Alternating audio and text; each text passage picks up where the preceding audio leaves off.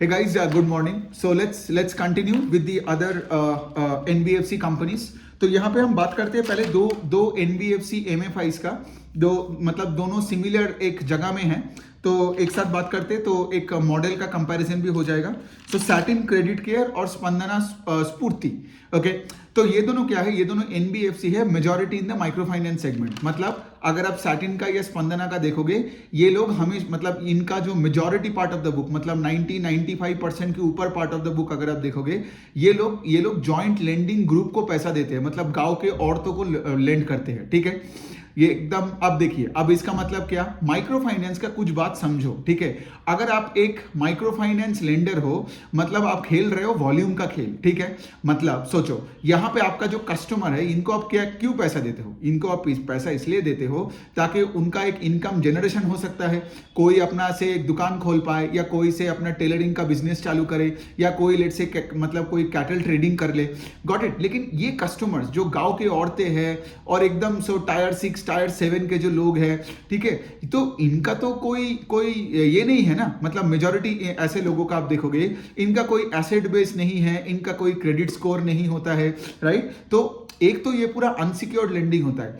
तो अगर अनसिक्योर्ड है और इनका कोई ढंग का कोई बैकग्राउंड नहीं होता है, तो माइक्रो फाइनेंस लेंडिंग का सबसे बड़ा रूल ही है कि आपको ये वॉल्यूम बेस्ड लेंडिंग करना पड़ेगा. Got it. You can't give high ticket size items to a micro finance customer. Got it. आपको लो टिकट आइटम, मतलब उनका साइकिल्स होता है. ठीक है, मतलब 40,000 का लेंड किया, 50,000 का लेंड किया, एवरेज टिकट साइज का बात कर रहे हो, और आप ऐसे करोगे कि शहरों में जाओगे और आप लाखों ऐसे लोगों को लेंड करोगे, ताकि आपको पता है कि आपको मतलब उसमें से कुछ ना कुछ लोग डिफॉल्ट करेंगे ही.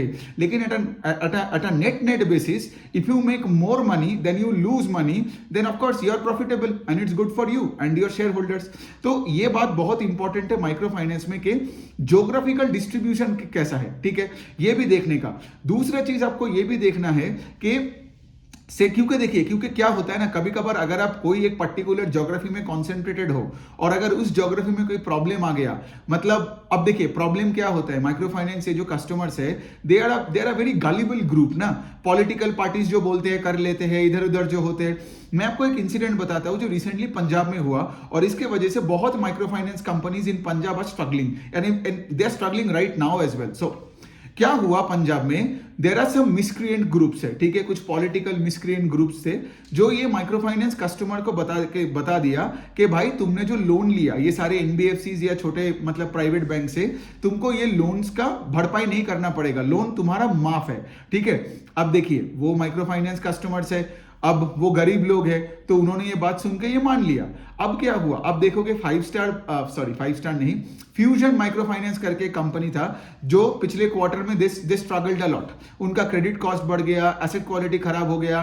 ठीक है, क्यों? बिकॉज उनका पंजाब में एक ढंग का प्रेजेंस है और पंजाब में ये प्रॉब्लम चालू हुआ. ठीक है, तो बेसिकली क्या है, सोचो, इसीलिए मैं बता रहा हूं कि इवन वो प्रॉब्लम आज भी चल रहा है इन अ वे कि ये जो सैटिन क्रेडिट केयर है, इन्होंने भी इस पीपीटी में यही बताया कि पंजाब से हमारा कलेक्शन एफिशिएंसी घट गया, और हम लोग पंजाब में उस रेट से डिसबर्सल नहीं कर रहे. We have slowed down the disbursal rate compare to say what we used to do last year, right. So this is a current example. ठीक है, एंड ऑफ कोर्स ये सारे माइक्रो फाइनेंस कंपनीज क्या कर रहे हैं, पंजाब के फाइनेंस मिनिस्टर से बात कर रहे हैं, चीफ मिनिस्टर से बात कर रहे हैं.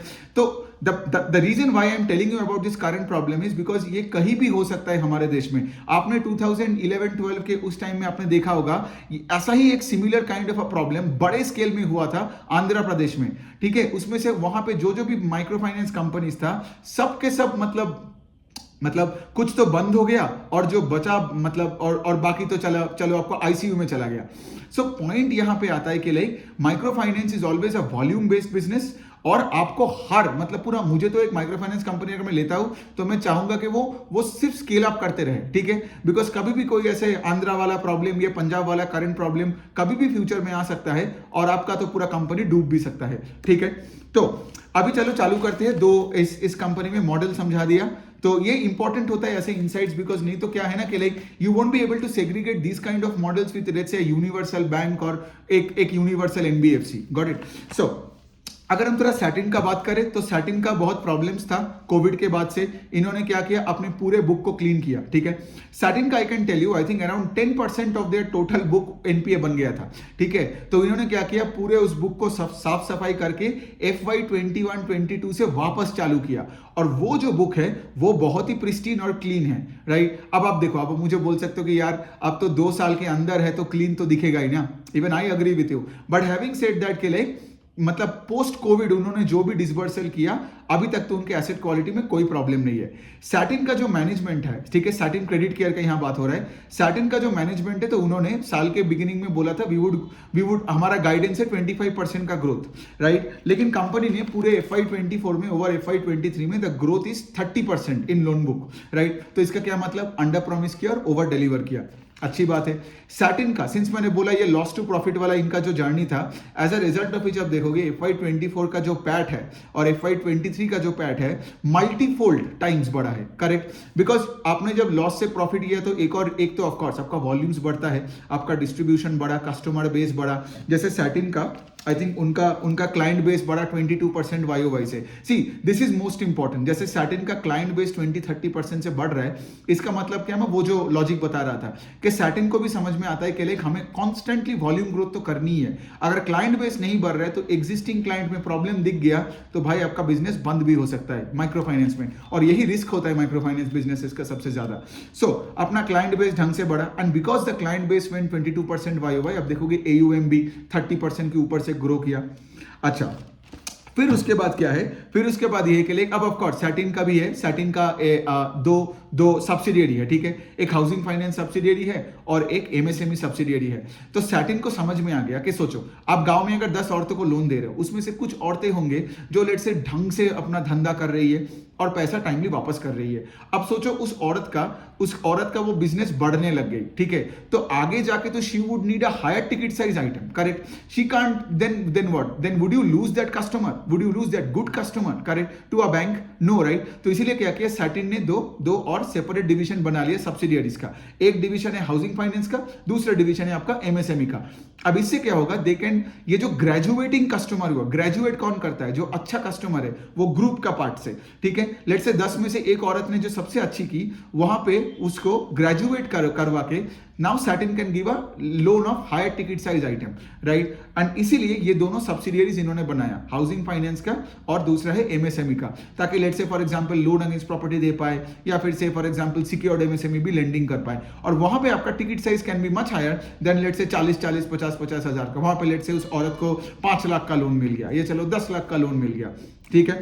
तो यही वाला बात है। और सैटिन कोशिश भी कर रहा है कि ये दोनों जो सब्सिडियरी है, ये दोनों सब्सिडियरी का मतलब टोटल पाई में इनका पार्ट बढ़ा दे, क्योंकि 88% सैटिन का है अनसिक्योर्ड, राइट, 12% है सिक्योर्ड। आगे जाके आई गेस सैटिन वो ट्राई टू टेक दिस 12% का नंबर टू 20, बिकॉज क्या है ना, फिर अगले कभी भी माइक्रो फाइनेंस का साइकिल जब घूमेगा तो फिर क्या हो सकता है कि अगेन सैटिन का EPS का वॉलेटिलिटी आ जाएगा, है ना। तो अगर कोई सिक्योर्ड एसेट्स है तो शायद EPS का वॉलेटिलिटी उतना ना हो देन से फॉर एग्जांपल जब you are a pure play micro finance play, ठीक है। अब और एसेट क्वालिटी का बात भी करते हैं, बहुत ही बढ़िया है। जैसे मैंने बोला लॉस से प्रॉफिट में आया, राइट। और देखिए लॉस से प्रॉफिट में आया, एक तो जैसे मैंने बताया वो वॉल्यूम वाला हिस्सा, हाँ वो वाला पॉइंट खत्म करते हैं। एक तो ऑफ कोर्स आपने क्लाइंट बेस बढ़ाया, वॉल्यूम बढ़ाया, आपका बिजनेस ज्यादा आया, इनकम बढ़ा, so on and so fourth. दूसरे साइड में सिंस आपने सारे बैड लोन्स को मतलब क्लीन करके बुक को साफ किया तो आपका प्रोविजन भी कम होता गया, है ना, आपका बैड लोन्स भी कम होता गया, तो इनकम स्टेटमेंट का एक्सपेंसेस में प्रेशर कम होने लग गया, राइट। तो इससे भी क्या होता है कि एक पैट का प्रॉफिट आफ्टर टैक्स और EPS में आपको एक बड़ा सा एक बूस्ट मिलता है, गॉट इट। सो यही बनता है बात। लेकिन इनका क्या है, इनका ऑपरेटिंग प्रॉफिट्स भी growing at a very good pace, operating profits business करके, राइट। सो इनका AUM grew 30% plus, operating profits grew 80% plus, got it. इसका क्या मतलब, सैटिन को ऑपरेटिंग लेवरेज भी मिल रहा है, गॉट इट। तो ये अच्छी बात है बिजनेस का। अच्छा, और उसके साथ साथ एसेट क्वालिटी भी अच्छा है। इनका ग्रॉस NPA का नंबर 2.5% है।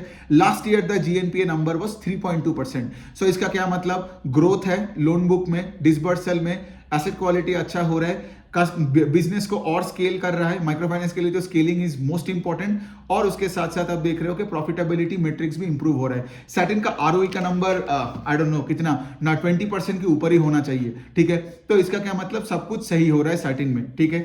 और एक और पॉइंट है यहाँ पे, मैं कुछ लोगों को देखता हूँ जो बोलता रहता है कि लाइक ये एक बायस है कि लाइक जब कोई माइक्रो फाइनेंस कंपनी अच्छा करता है तो वो हमेशा लगता है कि आगे जाके लुढ़क जाएगा, खत्म हो जाएगा और मैं उसको नहीं लूंगा। ऐसे मत करो, बिजनेस को ट्रैक करो, ठीक है। If you see that the business is doing good and better, आप तब तक उस बिजनेस के साथ रहो ना, जब आपको समझ में आएगा कि लेट्स से रिजल्ट में पेस ऑफ ग्रोथ घट गया, या आप देख रहे हो आरओई का कॉन्ट्रैक्शन हो गया, कलेक्शन एफिशिएंसी में प्रॉब्लम आ रहा है, ठीक है, तब आप निकल जाओ, ठीक है। आपको बैठ के एंजाइटी में थोड़ी जीना है कि आगे जाके कब मरेगा, कौन डूबेगा, कौन उठेगा, नहीं करना है वो सब चीजें। अगर आप सिर्फ बिजनेस को ट्रैक करते हो ना, तो आपका ये सब मतलब एंजाइटी रहेगा ही नहीं।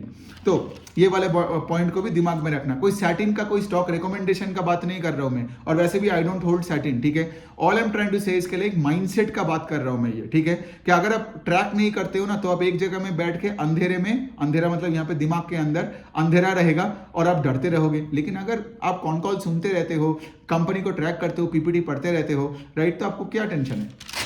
चलो दूसरा बात करते हैं स्पंदना स्फूर्ति। ये सैटिन का ही एक भाई है, इसका भी सेम लोचा था, ठीक है। लोचा इन द सेंस मतलब इनका भी बहुत लॉसेस था, बहुत प्रॉब्लम था। स्पंदना स्फूर्ति का एक टाइम का ग्रॉस एनपीए था 20%, मतलब 100 रुपए का बुक में 20 रुपए में ईएमआई नहीं आ रहा है 3-3 महीने का, ठीक है। तो 20% का ग्रॉस एनपीए था।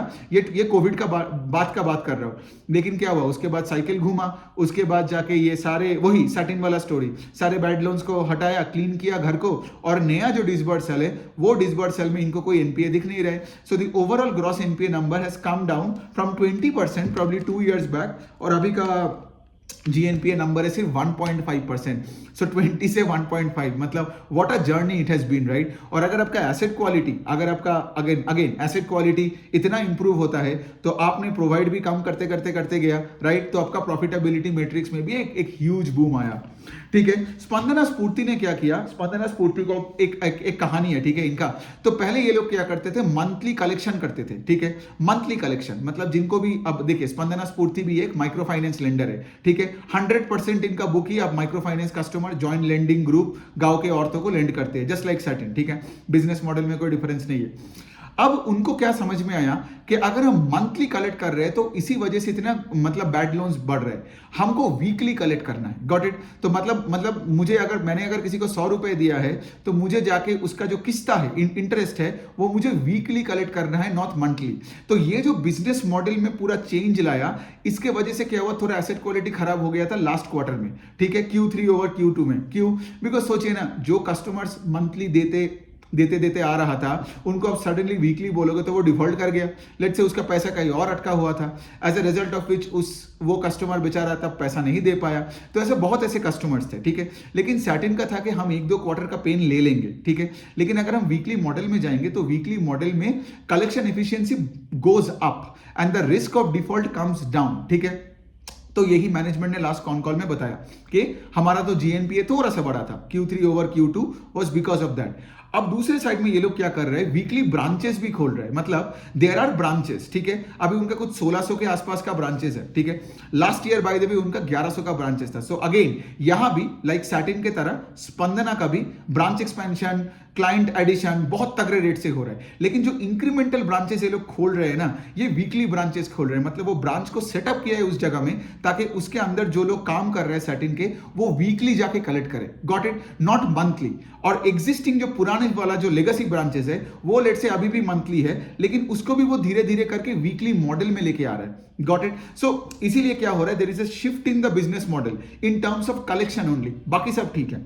सो यहां पे सैटिन का अगर आप देखोगे तो चलो, अगर आपको ये बात समझ में आ गया तो मतलब आपको बिजनेस मॉडल सैटिन की समझ में आ गया और कंपनी में हो क्या रहा है, ठीक है। और जो जैसे मैंने बोला, incremental branches are more weekly in nature than monthly in nature. अब अगर हम थोड़ा दूसरी बात करते हैं कि सैटिन का जो गाइडेंस ये है कि हमको अपने लोन बुक को 3 गुना करना है 5 साल में, ठीक है। सो 3x इन 5 years मतलब लोन बुक को 30-35%, 30-35% से they would like to grow, got it. और यहाँ पे if you see FY24 over FY23 में they grew the loan book at 41% YOY। दूसरे साइड में इनका ऑपरेटिंग प्रॉफिट्स भी ग्रीव 70% YOY, तो ऑपरेटिंग लेवरेज भी मिला, लोन बुक का ग्रोथ भी है। अब आप मुझे बोलोगे 40% का लोन बुक कैसे आया? The reason is because they have been adding branches at a very fast pace, जो मैंने बताया 40% से उनका ब्रांचेस का नंबर बढ़ा, वॉल्यूम्स बढ़ा YOY।